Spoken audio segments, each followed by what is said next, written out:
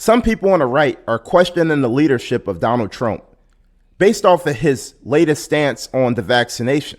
However, I believe Donald Trump is just pro-vaccination, but he does not believe in mandating a vaccination. Now, Donald Trump's presidency was not a complete failure. One of the greatest things he did as president is getting Amy Klobuchar and Brett Kavanaugh elected to be Supreme Court justices. And I believe that's going to play a huge role coming up this summer when it comes to the Second Amendment on what they're going to rule, with New York challenging the Second Amendment laws, where New York does not believe that you should have the right to bear arms to the extent of going outside of your home. That is a complete violation of the Constitution. The Constitution states shall not be infringed, and that is infringing on your right to actually bear arms. New York Rifle and Pistol Club, the lawyers are actually making some pretty decent arguments that some of the Supreme Court justices are actually interested in. Several of them, John Roberts, Samuel Alito, and Amy Klobuchar, was actually very interested in an argument that the lawyers was making, talking about how anywhere the First Amendment should be practiced, the Second Amendment should be practiced as well.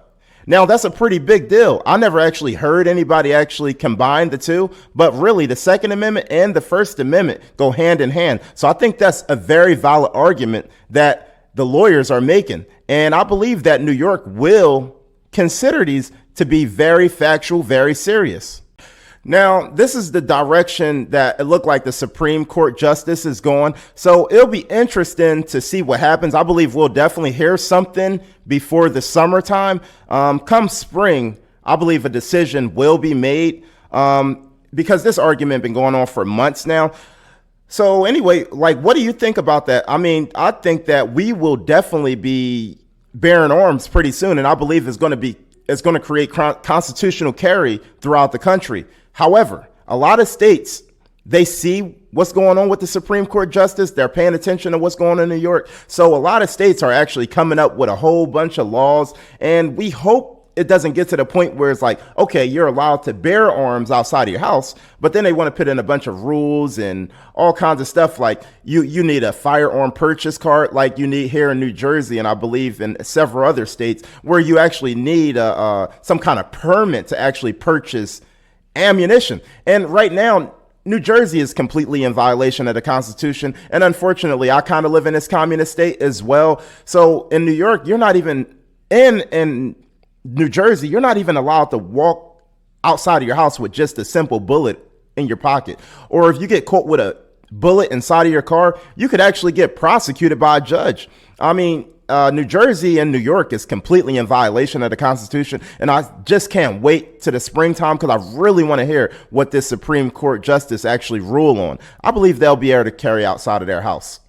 So as much as the Supreme Court is leaning towards human rights, the right to protect your life, this is the reason why Mike Pence and Donald Trump was making it such a big deal before they left office during the debates. Do the left plan on packing the courts? That was a huge question, because part of the reason, not the only reason, but one of the reasons that Democrats and the left want to pack the Supreme Courts is because they want to dismantle the right to bear arms. They want to play around and move certain stuff and move certain languages around in the Constitution. Once they pack the courts, they have complete power and control to say, no, you don't have the right to bear arms. I mean, they could really do a lot of funny business with that Constitution if them courts are packed, because they will be the judge, the jury, and the executioner at that point. That's why voting, especially in a local elections, is very important. As much as I would like to say this is a victory for the Second Amendment, a lot of states are coming up with all kinds of new laws this year, 2022.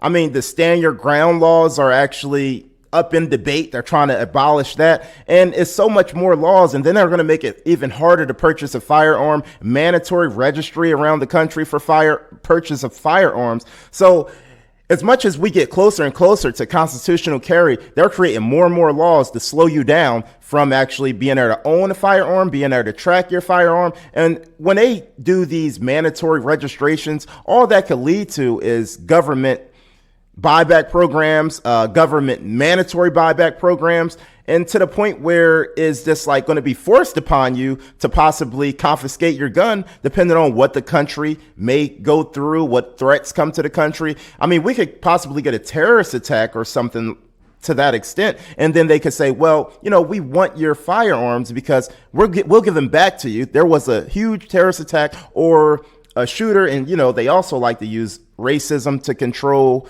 guns and firearm as well. So anytime someone of white descent actually go to a school and shoot it up, they try to create laws to basically try to get rid of the AR-15. Pookie and Ray Ray, they go out, shoot up the club all the time. Black people are doing majority of the mass shootings. However, it's blamed on white people. Mass shootings, actually by FBI statistics, is any shooting that's involved more than 4 people who was shot.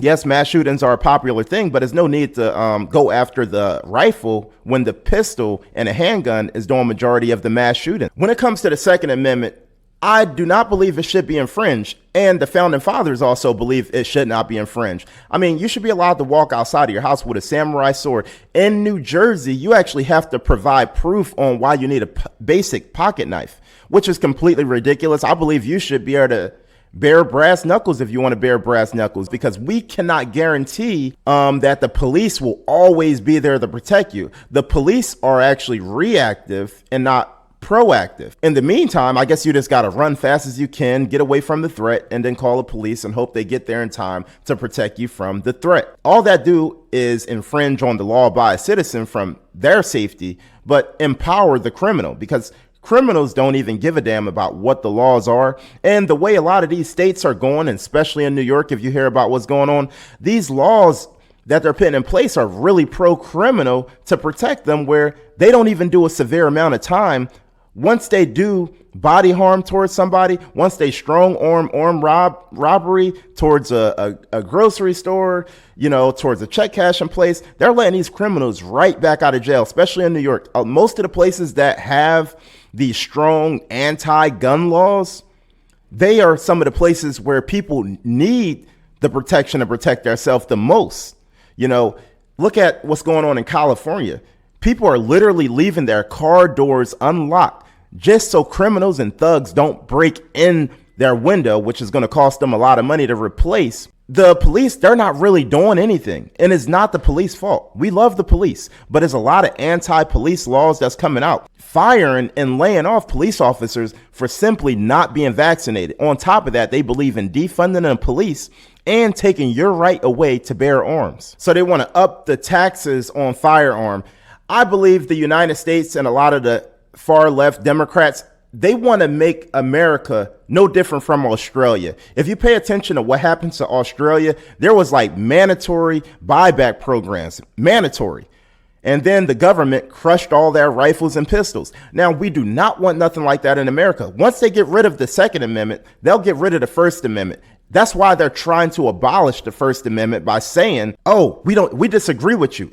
Your thoughts aren't far left enough for us. This is hate speech. You are attacking, stating that you're pro Second Amendment. Now, what they want to do is play the race card to control people. They want to use the C virus to control people. So we all need to stand up against this and be pro Second Amendment. The Second Amendment definitely is under threat. However, all my conservative friends, we are having progress in the Supreme Court justice, and I believe that we will get very, very close, especially this spring, to hearing about constitutional carry, because once New York allows citizens to carry guns outside of their home, guarantee you, New York, New Jersey, and California, and a couple other states, it will be coming soon, because once they find out that it's in violation in Constitution, it's not all doom and gloom, but it is some doom and gloom. But let's stand up. Make sure you vote in these local elections. They really matter.